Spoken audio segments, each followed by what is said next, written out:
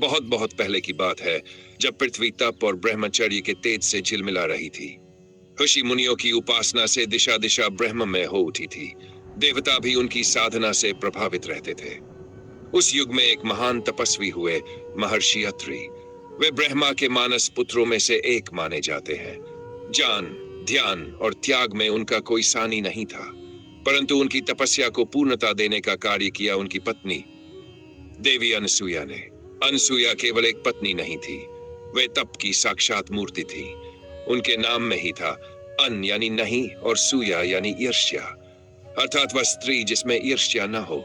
उनका नाम ही उनका गुण था। वे पतिव्रता धर्म में इतनी अडिग थी कि उनकी महिमा स्वर्ग तक जा पहुंची थी। कहते हैं कि अनसुया की सेवा, उनकी शुद्धता और उनकी निश्चलता ऐसी थी कि स्वयं सृष्टिकर्ता भी उन्हें नमस्कार करते थे। महर्षि अत्रि और अनसुया हिमालय की एक गुप्त गुफा में वर्षों से तप कर रहे थे। उनका उद्देश्य कोई स्वर्गिक वरदान नहीं, बल्कि ब्रह्म की प्राप्ति था। उन्होंने संसार के सभी बंधनों से स्वयं को मुक्त कर दिया था। अनसुया ने अपने पति की सेवा करते हुए कभी थकान का अनुभव नहीं किया, कभी किसी वस्त्र, आभूषण या सुख सुविधा की कामना नहीं की। उनके जीवन का एकमात्र ध्येय था अपने पति की साधना में सहायक बनना। उनका तप इतना प्रचंड हो चुका था कि स्वर्ग में भी हलचल होने लगी थी।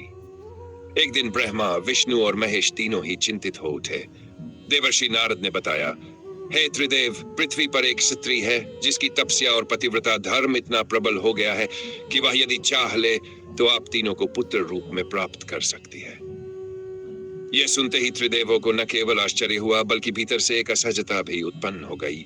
एक नारी इतनी शक्तिशाली, यह अहं को चुनौती थी। उन्होंने सोचा, आखिर इसकी परीक्षा तो लेनी ही चाहिए।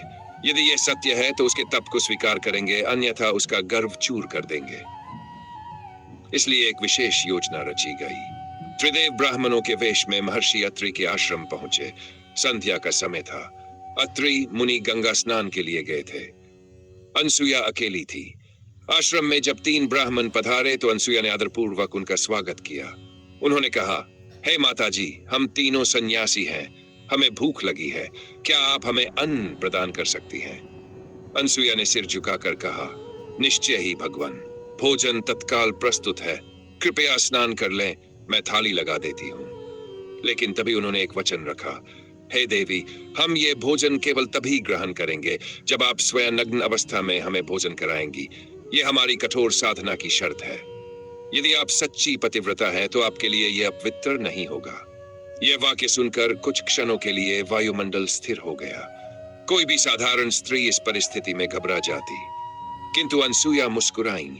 उनकी आंखों में न भय था, न अपमान का भाव, केवल एक दिव्य आत्मविश्वास। उन्होंने तीनों के चरणों में जल अर्पित किया और कहा, यदि मेरी पतिव्रता कभी डिगी न हो, यदि मैंने अपने पति को ही अपना देवता माना हो, तो ये तीनों ब्रह्मचारी शिशु बन जाएं। वह बोली और चमत्कार घटित हुआ।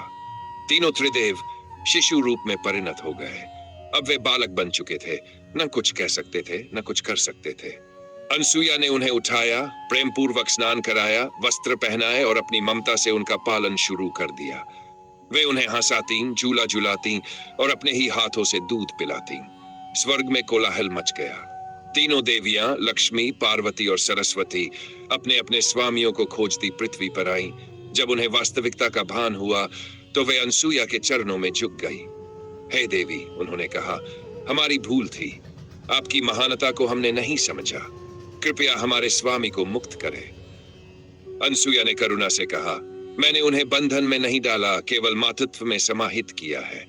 यदि वे चाहे तो अपने रूप में लौट सकते हैं।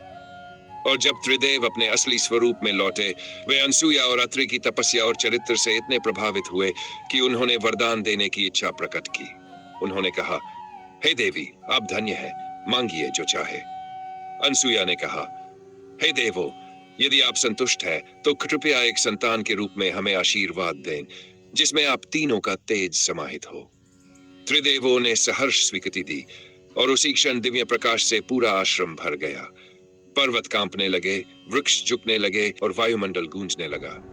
अनसुया के गर्भ से एक अद्वितीय बालक ने जन्म लिया, जो न केवल दिव्य था बल्कि त्रिदेवों का संपूर्ण स्वरूप था। उस बालक का नाम पड़ा दत्तात्रेय। दत्त यानी दिया गया और आत्रेय यानी अत्रि की संतान।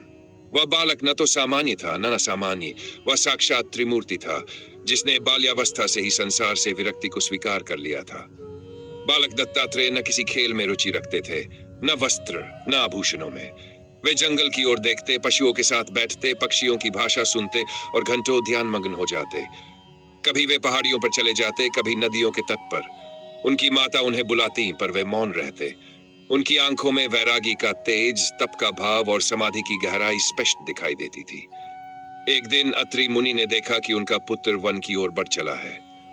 उन्होंने आवाज दी, वत्स, कहां जा रहे हो? पर बालक पीछे नहीं मुड़ा, वह केवल मुस्कुराया और अंतर्धान हो गया। अत्रि और अनसुया समझ गए, उनका पुत्र अब साधारण नहीं रहा। वह अपनी यात्रा पर निकल चुका है।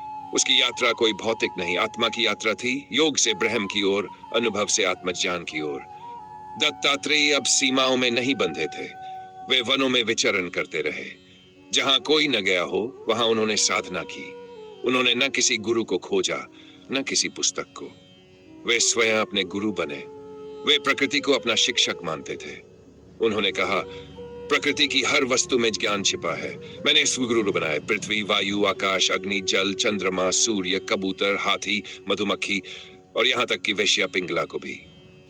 जो सामान्य लोग त्यागते हैं, दत्तात्रेय ने वहीं से ज्ञान अर्जित किया। उन्होंने बाहरी रूपों से ऊपर उठकर सत्य को देखा।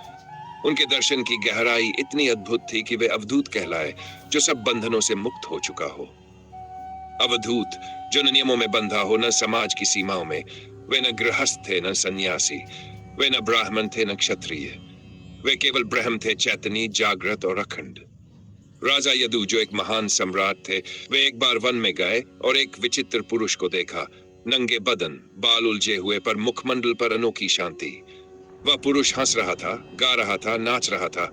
राजा ने पूछा, हे महात्मा, आप किसके शिष्य हैं? किस पंथ के अनुयायी हैं? आपके गुरु कौन है? दत्तात्रेय ने कहा, मैं प्रकृति का शिष्य हूं। मेरे डिप्सीचीर गुरु हैं। उन्होंने मुझे जीवन का अर्थ सिखाया। राजा स्तब्ध रह गए। और तब दत्तात्रेय ने उन्हें वह ज्ञान दिया जो किसी विश्वविद्यालय, किसी वेद, किसी उपनिषद में शब्दों से नहीं मिलता, बल्कि अनुभव से आता है। समय के साथ दत्तात्रेय अनेक स्थानों पर प्रकट होते रहे, गिरनार, ओंडा नागनाथ, पिठापुर, नारायणसर, और कहते हैं आज भी वे उन स्थानों पर जागृत रूप में विद्यमान है। उन्हें सीमित करना संभव नहीं। वे समय के पार है, मृत्यु के पार है, धर्मों की दीवारों के पार है। दत्तात्रेय केवल एक देवता नहीं है, वे चेतना है जो ये बताती है कि गुरु बाहर नहीं, भीतर है। प्रकृति केवल संसाधन नहीं, शिक्षक भी है। त्याग केवल वस्त्रों का नहीं, अहंकार का होना चाहिए। और यह सब शुरू हुआ उस क्षण से जब एक स्त्री ने त्रिदेवों को मातृत्व में बदल दिया। एक स्त्री की शुद्धता ने तीनों लोगों को सिखाया कि नारी कोई निर्बल नहीं, वह ब्रह्म है, यदि वह अपने सत्य पर अडिग हो। वह स्त्री थी अनसुया, वह ऋषि थे अत्रि, और उनका पुत्र, त्रिदेवों का तेजस्वी अवतार, वह था दत्तात्रेय। और अब यह केवल एक कहानी नहीं, यह एक जीवन दर्शन है जिसकी यात्रा अभी शुरू हुई है। इस वीडियो को लाइक करें, शेयर करें और अपनी राय कमेंट में जरूर बताएं। यदि आपको दत्तात्रेय की ये प्रेरणादायक कथा पसंद आई तो अगली कड़ी का इंतजार कीजिए। जय गुरुदेव।